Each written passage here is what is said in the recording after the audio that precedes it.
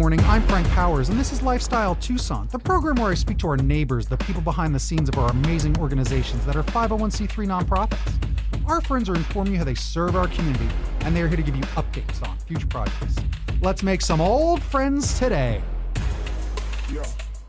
Angel Charity for Children is proud to present their first fundraiser of the year, Halo Fiesta, a vibrant afternoon of music, flavor, and community impact. Join us for a colorful event experience featuring live music from Tessero, curated shopping, and chef-crafted light bite appetizers from C. Charo, thoughtfully prepared for mingling and savoring throughout the afternoon. Enjoy festive beverages from the cantina and take part in our exciting raffle, all while supporting a meaningful cause. This festive social gathering brings our community together to celebrate, connect, and make a difference. Celebrate with us at Halo Fiesta and enjoy the vibrant atmosphere and help support our mission, the mission of Angel Charity for Children. And today, it's a fiesta in the studio, so pull up a chair, and I've got plenty of them. Because today, I'm fortunate to speak with Marcy Safer, the 2026 Vice Chair for Angel Charity. Welcome to Lifestyle Tucson. Thank you, Frank. Nice to meet you and nice to see you. It's nice to meet you. I love meeting all the new folks because they constantly rotate these chairs. It's like musical chairs. Next up, we've got Ariana Cornidez. I've met you before, co-chair for the Halo Fiesta this year. How are you doing today? Welcome back. Thank you. I'm glad to be back. I'm glad to have you. And also another new friend, Kin Escalante, spring event chair. Welcome to Lifestyle Tucson. Thank you. Thank you for having us, and we're excited to share our event. I was just going to say, and I was saying it off air, your name is like a secret agent, Kin Escalante. My goodness. I do get used to spelling it, though. I'm not surprised. So welcome back to Lifestyle Tucson. I do love having your great organization in all the time. You are, I think, the guest I have the most. You're in 3 times a year because you're always doing such great stuff for the community and especially for these kids in the community with your great pinnacle events. The first one being the big spring event. We get to celebrate all the organizations that you did announce that you're helping this year and the beneficiaries. So that's exciting too. So we're going to talk all about it. But let's really also get into right now this fun event because it is the most approachable event. The Halo Fiesta, April 19th at the La Encantada Courtyard. You can get in for VIP at under $100. It's just $75 for a VIP. Anybody can go to this for just $40. It's your most approachable event. Tell me about this spring event and what you're the most excited for because there's going to be so much going on at this one, the Halo Fiesta. Yes, we're super excited because we have, for the first time, La Encantada Mall, which is a very easy, accessible location. And in the courtyard, we get to celebrate the spring. Fiesta was a big thing in Texas when I lived there for just a couple years. But every year in the spring, we would celebrate Fiesta. It was a whole week long. And so when they came up with the idea of using the La Encantada Mall, it just lent itself to that idea. So Fiesta is a joyful celebration. We have dancing, we have food, we have lots of things to share, including all of our vendors. Yeah, it's always fun to check out all your vendors, right? Because that's the thing about going to one of these things. You're getting a new, unique shopping experience. It being at La Encantada is really nice. I've helped with some art festivals that they do at La Encantada because they have several fine art festivals. It's a beautiful day. Whenever you're down there, it's fun, it's open air. And this is a fun Sunday afternoon, which I'm realizing, right? We just talked about that. So that's exciting. It's going to be a really nice time. Tell me about some of the other things that you do have planned. I've talked about some of the bands, Tessero being there. Yep, that's exciting. So tell me more. Give me all the details. So just to piggyback off of what Kin said, we're going to have vendors there, and we are planning for 30 vendors, local artisans, and we're planning to have something there for everyone. So just to name a few that we are expecting, some we're inviting back. We've worked with them before, and then of course some new ones. And so just to name a few of the new ones, we're gonna have Rotique Boutique. We discovered her at the rodeo, actually. Okay. And some of the Angel members just happened to come across her truck and fell in love with everything she had to offer. And so we're going to welcome her to our event this year, so we're excited about that. She specializes in vintage clothing, And she's from New York, so she kind of moved out west and embraced the Western style. So it's very eclectic. Hey, don't I know all about it? Okay, so we're also going to have some jewelry vendors, art vendors, vendors for your home, clothing, of course, because what would an event be without clothing? So just to name a few of those, we're going to have the W Boutique, 440 and Company, Piece by Piece, Scout and Saller Wine, Shop Clio, True Me Inspire, Moda Love Jewelry, and Desert Mariposa, just to name a few. And what's great about all of our vendors is they're all like truly partnering with Angel Charity and our mission and donating 20% of all their sales back to our beneficiaries. Love it. So because we are an all-volunteer organization, every single dollar we raise goes right back to the community. Yeah, and don't forget, all these fine ladies on the board and in the chairs, they donate too. Every single person is a donator. They're all member donators, and that's a big deal. Or member donors. That's a big deal to acknowledge that and remember that that's what it's all about. Since 1983. Yeah. We're entering our 44th year. Yeah. Usually in my intro, that's right. I usually go, since then, they've raised this many million for this many organizations, and it always ticks up. It always ticks up. So do you have that statistic? So after this year, we will have raised over $35 million. Wow. For nonprofits in our community. We've funded 152 different beneficiaries. So different local nonprofits. We've 44 years of making miracles happen for children in our community. Our mission from the very beginning has been to improve the lives for children in Pima County. So every dollar we raise stays right here in Pima County. It's so important, all right? Keep it in mind. Keep this organization in mind. In your Rolodex, in your contacts, make sure you donate because there's a good way to get involved by donating. And another good way is by attending all their fun events throughout the year. They give you so many opportunities to just mix and mingle, have some fun, and maybe even win something because that's the other thing about these great vendors.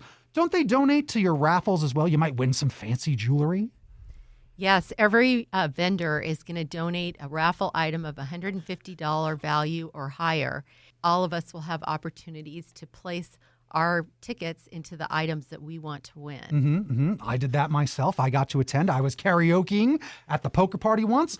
All I wanted was the one that was like, if you enter this, you win $1,500 of various gift cards. It was all the different gift cards to everywhere. I'm like, this is quite the prize because that's just treating yourself to a trip all around town. So that's super fun. So tell me about some of the other details you got opened up in your book there. So I'm so proud of the work that we've done with Angel Charity. Yeah. And, you know, if you drive around Tucson, I think it would be a really fun game sometimes a scavenger hunt to find all the Angel logos on the buildings. Yeah. So you drive around, you have Boys and Girls Club. Of course, that's our beneficiary for this year. We have Girl Scouts. There's a big Angel in their building. Yeah, Youth on Their Own. Youth on Their Own. Yes, Yodo. We can't forget about Yodo. That organization, again, the title alone, Youth on Their Own. That is you are saving them from the next step of maybe you have to help a young homeless kid. We're trying to keep them in school, get educated, and that organization, just in title alone, I feel just needs the most help. You can help so many, and you built them an entire building. You helped them get a brand new building in what was my old college that they Oh, really? Yes, that used to be the Southwest University of Visual Arts. And now I drive past it every day, and it's Yoto, and it makes my whole day. It does. And, you know, it helps these organizations become sustainable for the long run. So they don't have to worry about paying a mortgage. They don't have to worry about paying. They can actually take their fundraising efforts and give them back into their own services and their own projects that they do. You know, we love the zoo too. We fundraised for the zoo a couple of years ago, the Reed Park Zoo, and they have a beautiful new playground now that is fun for all ages and all abilities. Yeah.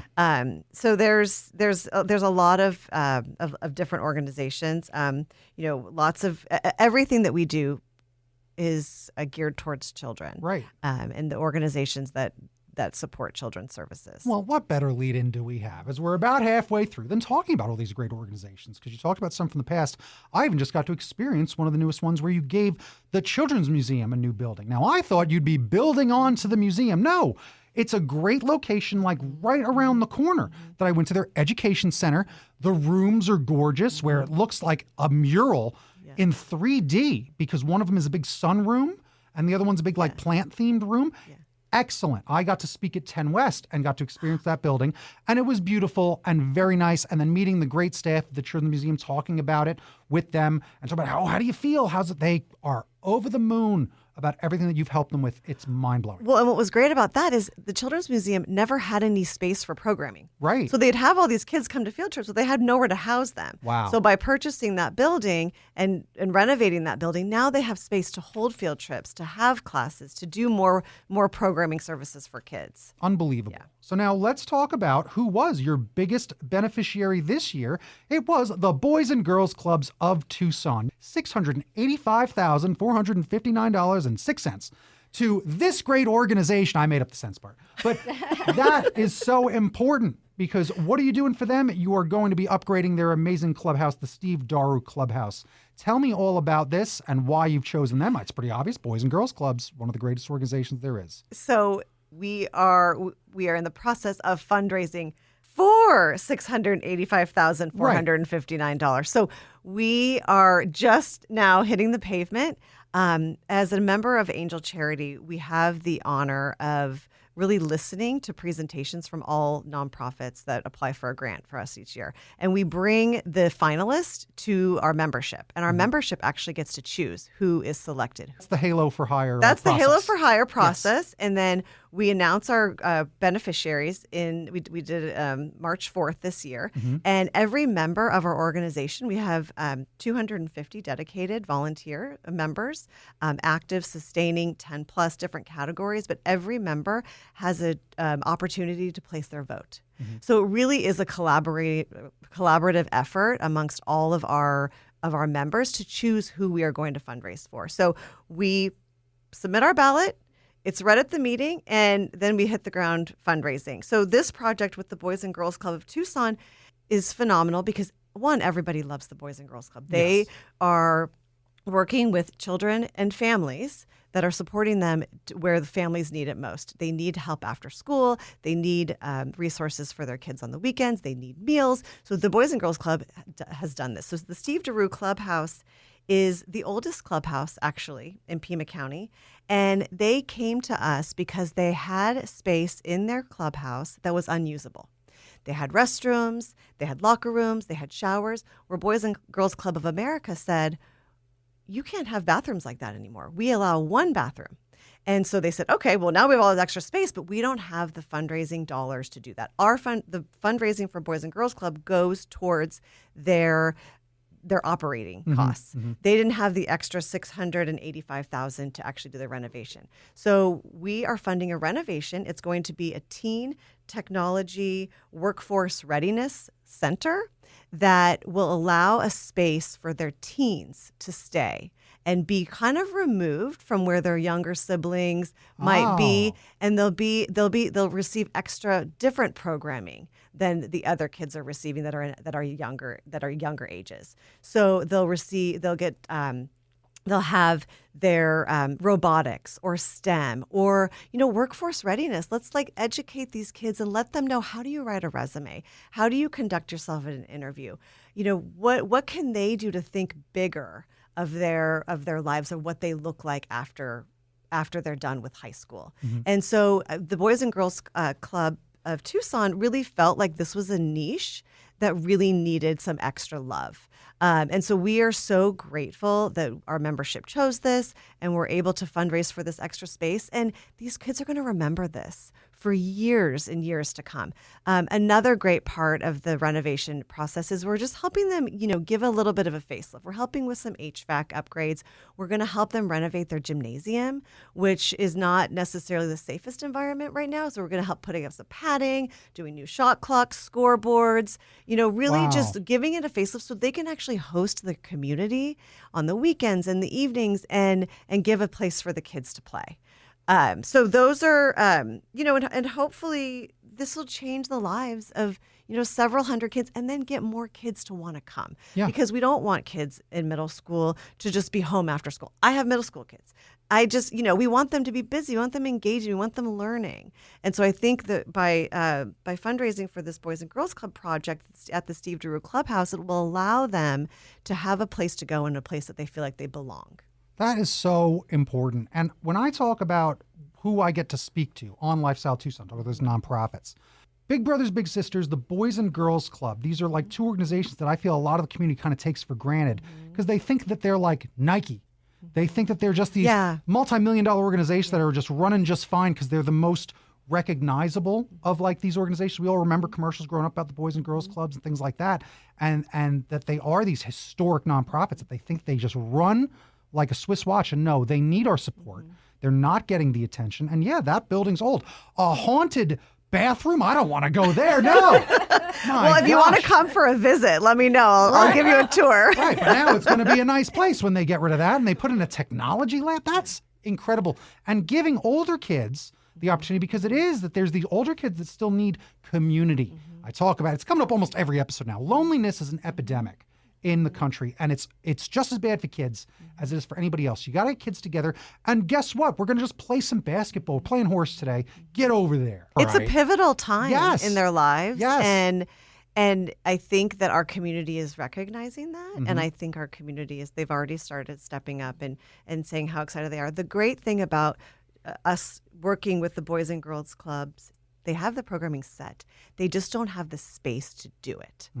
And so they have what they wanted, what their curriculum for their STEM program. They have their curriculum for their robotics. They have partnerships in the community already that will be able to come in and provide the education for these kids and hopefully make it exciting. That's excellent. So that's the Impact Grant beneficiary. Now let's talk about some of the Opportunity Grant beneficiaries. There's a lot of them. There's a lot of them. So I have a list in front of me. Do you want me to rattle off some of them and we'll just go through them together? Absolutely. But I think you should highlight that we have 10 this year. Is it? It's That's 10. Insane. There's 1 Impact and 9 Opportunity Grants. So that is the most we've fundraised for in our entire history. Double digits. There we go. That's amazing.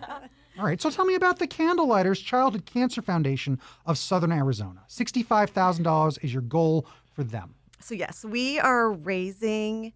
For all of our opportunity grants alone, we're raising $493,861 combined. Wow. Yesterday, we had a general meeting amongst our angel members where we actually presented them with checks. Yeah. To go right to the bank. Wow. And deposit it. So they were awarded in March. They got their funds and they're probably already in the bank account because they're like, let's make sure. We vet these nonprofits, we read their financials, we listen to their presentations, and we really choose the most, I guess the most impactful projects that our organization felt like. So the Candlelighters Childhood Cancer Foundation for $65,000. This is going to provide emotional and developmental support for children that are fighting cancer, along with their families. So if you have a child that has cancer and is visiting many, many doctors and trying to navigate that whole space, it's a complicated world. And so the Candlelighters will come in with their child life specialist and actually help the family navigate and deal with the social and emotional needs of the families. So part of the $65,000 is to fund that child life specialist position. That is amazing. And I'm reading my little paragraph here about like siblings who are often overlooked. It's like something to think about, right? Is a brother or sister. Wow. Because I couldn't imagine it if I was dealing with that, right? That's something. Let's keep going. Catholic Community Services of Southern Arizona. In South Tucson, there is a early childhood education center called Pio Decimo. And they have families. They're a 5-star early childhood learning education center. So they are highly recommended and highly established. They needed funds to provide scholarships for children to attend, so parents wouldn't have to make a decision on whether or not they go to work or take their kid to daycare. Nice. So we were able to bridge the gap and provide $75,000 in order for them to allow more families to come for childcare. Unbelievable. Again, things you don't think about. Where this is where the money goes. That's such a interesting and valuable thing that you're doing for those families. Amazing. Next on my list is Dancing in the Streets, Arizona. $50,000. Okay, let's get dancing. This was a new one for us. Yeah? And this is one that everyone needs to be writing down right now because they're doing such amazing, optimistic, art-driven work in our community. For $50,000, we are giving the children and their teens from low-income families. So this is not like your typical dance studio where you pay for all the different classes. This is a sliding scale. They never turn a child away. If a child wants to dance, no matter of their ability, no matter of who they are welcomed with open arms when you go into Dancing in the Streets, Arizona, so that these children receive professional ballet training. And they also are going to have 2 shows this year that we're going to help support. They have a beautiful store, I guess you would call it, but it provides all of the costumes and the jewelry and all the shoes and the tights and all the supplies that a child might need to do dance. But the best thing about them is that they don't turn anybody away and they make it welcoming for all. Excellent. So if your child might not be able to be in a regular dance class because they have special services or needs, they can go to dance here. Yeah, it's there for kids of all abilities, and that's exciting. Next, I've got the Gooter Jensen Foundation. Is that how I pronounce that? Yes, Gooter Jensen. Steve Gooter was someone who grew up here in Tucson, was a tennis player, and his family, basically, they raised 3 kids here. He died in 2005 of sudden cardiac death. And I personally knew Steve, grew up with him, and it was one of the first peers that passed away, and it was done, very early in his life. He left 2 children, and his family took that tragedy and turned it around into a positive thing, where they're now educating people on sudden cardiac issues, and they're raising funds to get defibrillators into community spaces, into schools, into areas where things may happen that they can then quickly react to.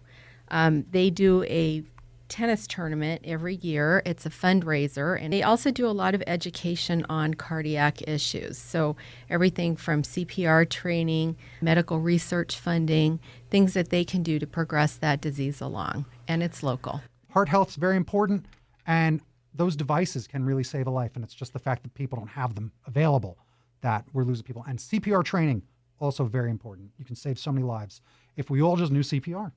And the state of Arizona is mandating by the end of the summer in August that public schools have AEDs with all of their sports programs. Yes. And so we're not sure what that funding will look like. So we are jumping the gun and supporting the Gooter Jensen Foundation in supplying 50 AEDs and the CPR training in 50 Pima County high schools and youth sports organizations. Incredible. All right. But down the line, in a few years, when something happens and someone's life is saved, it's because of what the choices you made today.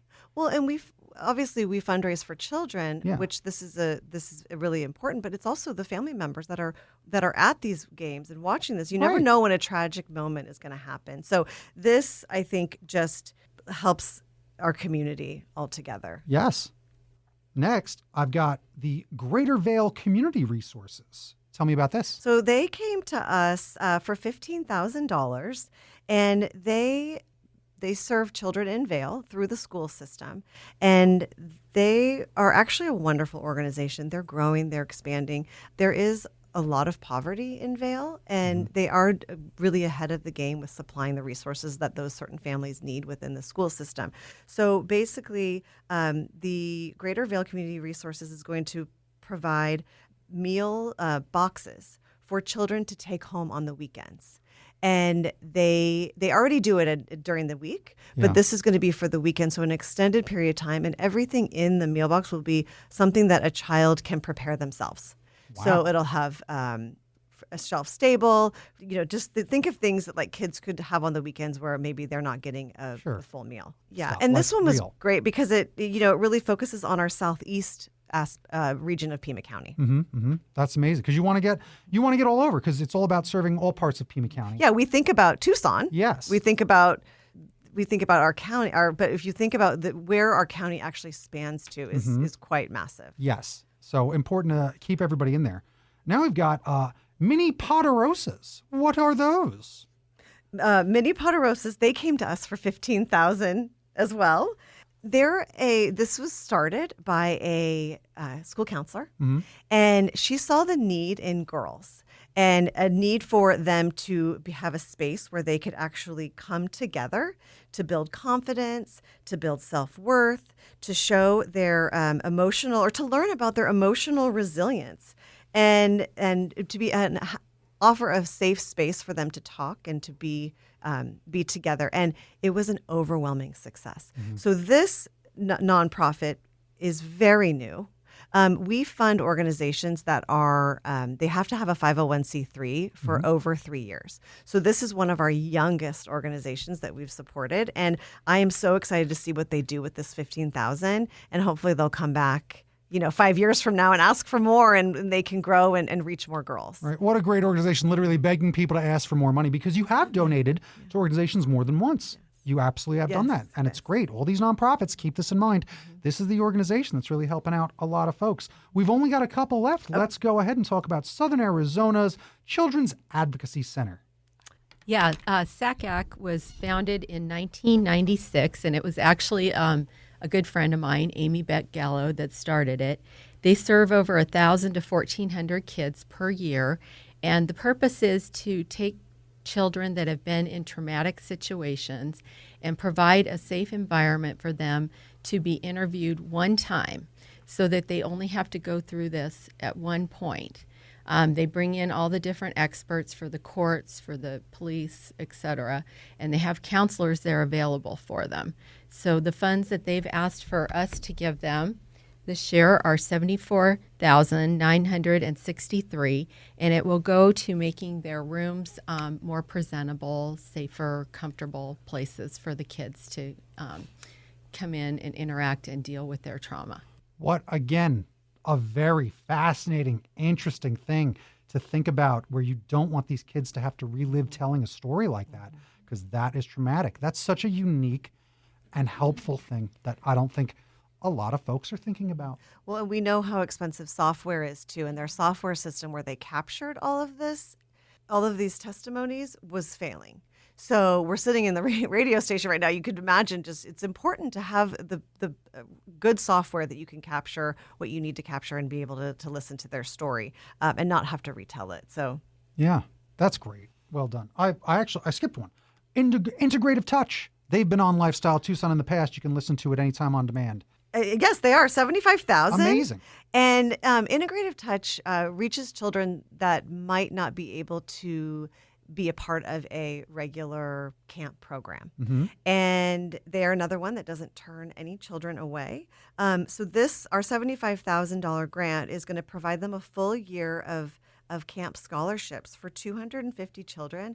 And all these children have complex needs that are often turned away elsewhere. So for the families to have Integrative Touch in our community is such a space where they feel safe, they feel welcomed, and their kids can be who they are.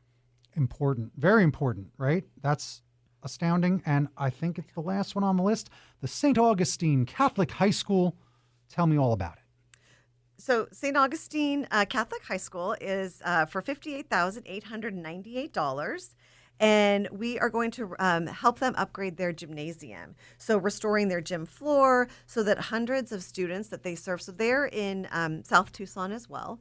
And St. Augustine Catholic High School provides a traditional high school experience for families that might not be able to have the means to provide that. So they are going to, by renovating this gymnasium floor, they'll be able to have a community space where the students can have their athletics, where they can practice wellness, where they can, bring the entire student body together, as well as the surrounding community. That's excellent. And that's the organizations. That is 10 amazing organizations, nonprofits, a bunch that I like to call my cheat sheet for guests I'm going to ask to be on my show. That's what I do. I just take your list and I go, I will now contact all these organizations, because it's always fun. And then we always get to touch back on talking about your organization and how appreciative they are and how they couldn't make it without you. So it's always great to talk to these friends. And I think because Angel Charity has been around for 44 years and we have this well-established vetting process, that people trust us. Yeah. People trust that we're going to do our due diligence. In the history of Angel, we've only had one organization out of all of our organizations that we funded that has not survived. And that's a pretty good track record. Yeah. When you look at the world of nonprofits in our country. Yes. So I think that people trust Angel when they are thinking about where to donate their hard-earned philanthropic dollars. I think Angel's a very safe and reliable space. Learn about projects that these nonprofits are doing and seeing where the needs in our community lie. Yeah, it's the truth. Honestly, like, you do so much. I talk about your organization as much as I can. And that's really important because you are doing so much for so many folks. I really can't thank you enough for all the great stuff you do. That is available on the website, which again is angelcharity.org. You can learn all about the organization. You can volunteer. You can donate right there on the website if you can't attend this great event. Halo Fiesta, April 19th at the La Encantada Courtyard. It is only $40 to go, $75 if you want to treat yourself like a VIP, and it all goes to such a great cause, helping all these kids in our community.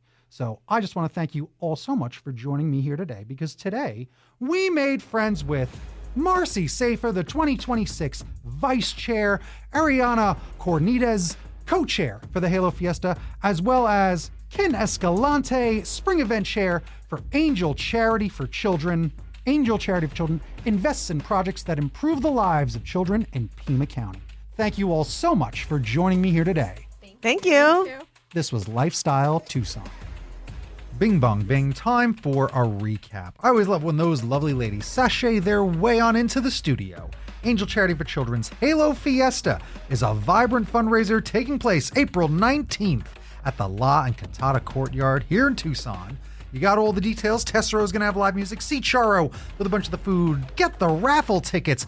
Buy some stuff from those great vendors and support Angel Charity for Children, because they're supporting so many other organizations here in Tucson, making the dominoes fall in the right direction, just like I always love to talk about. So tell a friend and tell another friend. If you have a nonprofit that you care about, start thinking about the pitch that you might want to make to Angel Charity for Children. As long as it is they're helping children, they've been a nonprofit for at least 3 years.